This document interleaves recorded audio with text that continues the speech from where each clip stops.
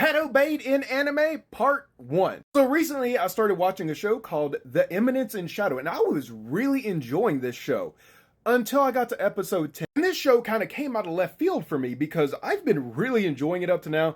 It's been really funny, but episode 10 was pretty much all fan service. I mean grotesque fan service. And I was like, all right, this is really weird, not my thing. But then I started asking the question, how old are these characters? And oh boy, was I fucking shocked. Let's jump into it. So let's go through the first example. You get this beautiful shot around the 2-minute marker. And beautiful was sarcasm if you didn't pick it up. But this character here is Delta. That's who we just saw. Oh, and what's that?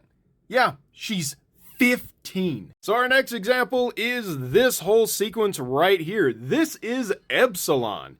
So let me just ask the question.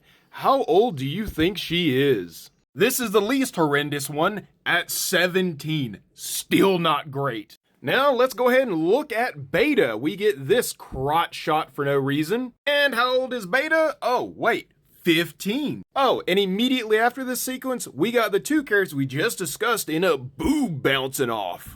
Oh, wonderful. It's always wonderful when you get a 17 and 15-year-old getting multiple boob shots so they can compare it to each other. Like, I mean, it doesn't stop. Like, this whole scene is literally just them talking and their tits bouncing. Oh, and by the way, let's go ahead and talk about this. This is the scene that made me just want to record this. Epsilon, the 17-year-old, is just talking, and watch this. Just all of a sudden, it keeps on going.